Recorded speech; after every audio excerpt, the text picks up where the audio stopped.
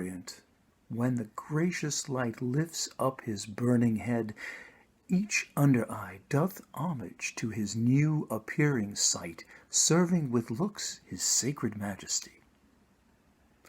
And having climbed that steep up heavenly hill, resembling strong youth in his middle age, yet mortal looks adore his beauty still, attending on his golden pilgrimage.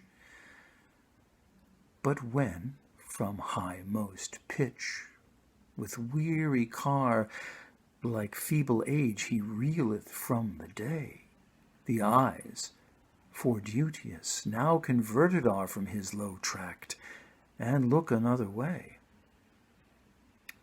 So thou, thyself outgoing in thy noon, unlooked on diest, unless thou get a son.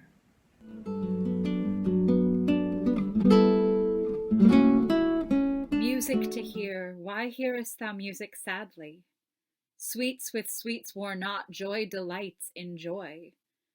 Why lovest that thou which thou receivest not gladly, or else receivest with pleasure thine annoy? If the true concord of well-tuned sounds by unions married do offend thine ear, they do but sweetly chide thee who confounds in singleness the parts that thou shouldst bear. Mark how one string, sweet husband to another, strikes each in each by mutual ordering, resembling sire and child and happy mother, who all in one pleasing note do sing, whose speechless song, being many, seeming one, sings this to thee: thou single wilt prove none.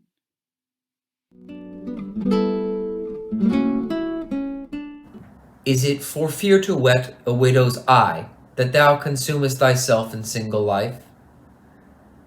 Ah, if thou issueless shalt hap to die, the world will wail thee like a makeless wife. The world will be thy widow, and still weep that thou no form of thee has left behind. When every private widow well may keep by children's eyes her husband's shape in mind. Look, what an unthrift in the world doth spend shifts but his place, for still the world enjoys it. But beauty's waste hath in the world an end, and kept unused, the user so destroys it. No love towards others in that bosom sits, that on himself such murderous shame commits. For shame deny that thou bearest love to any, who for thyself art so unprovident. Grant, if thou wilt, thou art beloved of many, but that thou none lovest is most evident.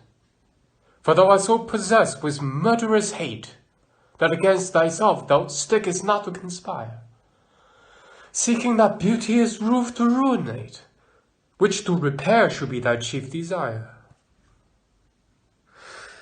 Oh, change thy thought, that I may change my mind. Shall hate be fairer lot than gentle love? Be as thy presence is, gracious and kind, or to thyself at least kind-hearted prove.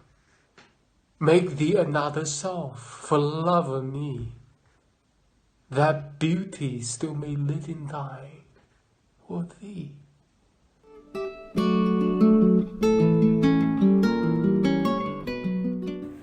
As fast as thou shalt wane, so fast thou growest in one of thine from that which thou departest. And that fresh blood which youngly thou bestowest, thou mayest call thine when thou from youth convertest. Herein lies wisdom, beauty, and increase. Without this, folly, age, and cold decay. If all were minded so, the times should cease, and 60 years would make the world away. Let those whom nature hath not made for store, harsh, featureless, and rude, barrenly perish. Look, whom she best endowed, she gave the more, which bounteous gift thou shouldst in bounty cherish. She carved thee for her seal, and meant thereby thou shouldst print more, not let that copy die.